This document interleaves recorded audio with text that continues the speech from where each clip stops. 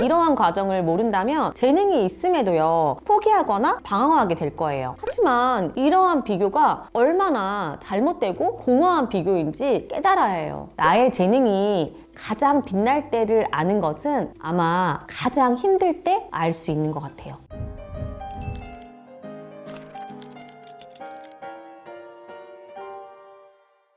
남과 나를 비교하는 건요, 나의 전면, 카메라, 실수작과 남의 엄청 예쁜 필터를 씌운 셀카를 비교하는 거와 같아요. 과거에 이런 밈이 있었어요. 책 한 권 읽은 사람이 다 하나 생각하고 남을 가르친다. 책 10권 읽은 사람은 자신이 아무것도 모른다고 생각하고 부끄러워한다. 책 100권 읽은 사람은 나도 모르게 남도 비슷할 것이라며 경청한다. 책 1000권 읽은 사람은 자신만의 신념을 가지고 묵묵히 행동으로 실천한다. 이 과정이 정말 공감 갔던 게, 제가 실제로 상담하면서요, 1명 상담했을 때, 100명 상담했을 때, 1000명 상담했을 때를 봤을 때 느꼈던 감정과 비슷했기 때문이에요. 이런 과정은요, 어떤 일을 하느냐와 상관없이 자신의 재능을 발휘하기 위해서 누구나 거쳐야 하는 과정이기도 해요. 하지만 이러한 과정을 모른다면 재능이 있음에도요, 포기하거나 방황하게 될 거예요. 이번 영상에서는 좋아하는 일에 도전했다가 낙담에 빠지셨던 분들, 그리고 남들과 비교하면서 나의 재능 없음에 괴로워했던 분들, 이 보시면 무릎을 탁 치면서 이런 게 있었어? 라고 느낄 수 있는 내용이에요. 공부도 하고 경험도 쌓아가다 보면 자연스럽게 성과도 올라가고요, 자신감도 생기게 돼요. 초등학교 때 공부 잘하는 친구들을 보게 되면 그냥 성적이 잘 나오고 주변에서 인정도 받으면서 자신이 공부에 재능이 있다고 생각하면서 공부를 좋아하게 되는 것처럼 말이죠. 학년이 올라가면서부터는 더 잘하는 친구들을 만나게 되고 공부의 난이도가 올라가게 되면서 예전처럼 성적이 나지 않은 경우를 보게 돼요. 그러면서 나는 공부머리가 없나 보다, 힘들다, 그러면서 또 그 시기에 자존감도 바닥에 칠 수 있는 거예요. 그런데 이때가 바로 진짜 재능을 알아보는 순간이에요. 여러분, 더닝크루거 효과라고 들어보셨어요? 이 그래프를 보면요, 초반에 자신감이 오르는 구간도 있지만 자연스럽게 떨어지다가 다시 오르는 형태로 바뀌게 돼요. 한 분야에서 재능을 발휘해 나가다 보면 자연스럽게 겪는 현상을 보여주고 있어요. 요리로 예시를 한번 드려볼게요. 아무것도 모르는 상태에서 레시피북을 보고요, 한두 가지 요리를 따라하다 보면은 자신의 생각보다 더 맛있게 돼요. 밀키트처럼 재료까지 구성되어 있다면 더더욱 요리라는 게 별거 없는데 레시피만 따라하면 다 되겠는데, 이런 생각을 하게 돼요. 그래서 욕심을 내서요, 본격적으로 배우기 시작하면요, 보이지 않는 것들이 진짜 많이 보이면서요, 재료 다듬기 막 여러 가지를 배워야 하면서 내가 어느 순간에는 요리를 재능이 없나 보다 라는 생각을 하게 돼요. 또 이럴 때 유명한 셰프들의 요리하는 과정, 그리고 그들이 이렇게까지 요리를 잘하게 됐는지의 과정을 보면서 큰 충격에 빠지게 돼요.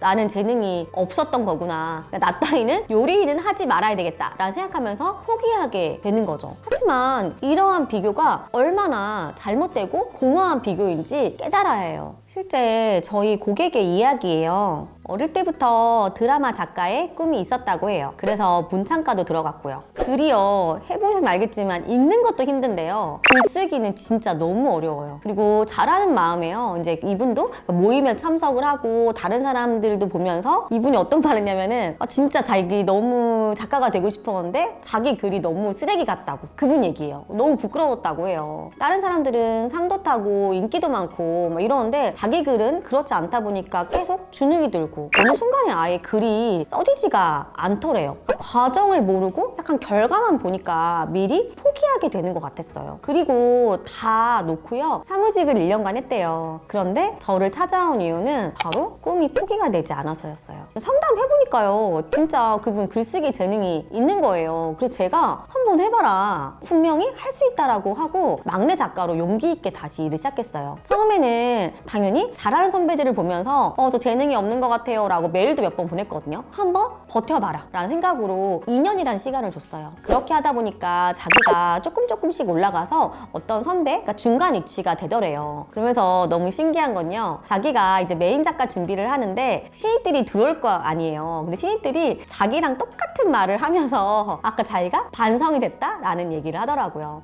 지금은 좀 힘들고 어렵고 여전히 실력이 부족하지만 너무 재밌대요. 그래서 포기하지 않고 하기를 정말 잘한 것 같다고 저한테 고맙다고 말하더라고요. 만약 재능이 부족하다고 느껴지는 건요, 사실 이러한 잘못된 비교에서 오는 것은 아닌지 생각해 봐야 돼요.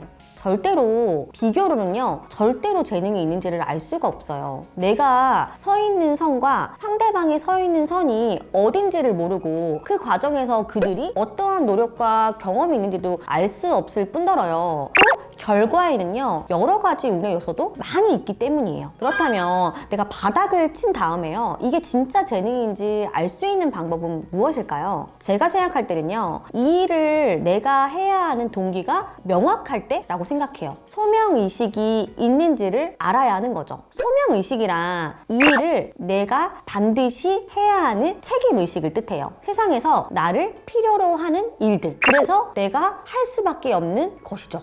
누가 하라고 하든 안 하라고 하든, 누가 보고 있든 보고 있지 않든 하고 싶고 해야 될 것 같은 느낌이 들어야 하는 거예요. 제가 평범한 공무원 생활을 했을 때는요, 어떤 소명의식도 없었어요. 그러다 보니까 그냥 일도 하기 싫어지고 그냥 하루하루를 살았던 것 같아요. 물론 공무원에서요, 소명의식을 느끼면서 보람을 느끼는 분들도 있겠죠. 제가 아니었을 뿐이에요. 그런데 지금 일을 시작하고 나서는요, 아무것도 없이 도전하면서 주변에서 반대도 하고 응원도 아무도 하지 않더라도요, 그냥 하고 싶은 일이었어요. 왜냐하면 세상에서도 그 일이 꼭 필요하다고 생각이 들었고 내가 해야만 하는 소명의식이 있었기 때문이에요. 저 역시 재능을 의심하고 낙담했던 적이 있었어요. 진정한 친구는요, 내가 바닥일 때 보인다는 말 아세요? 나의 재능이 가장 빛날 때를 아는 것은 아마 가장 힘들 때 알 수 있는 것 같아요. 재능에 대한 의심이 들고요, 좌절감으로 포기하고 싶은 순간이라면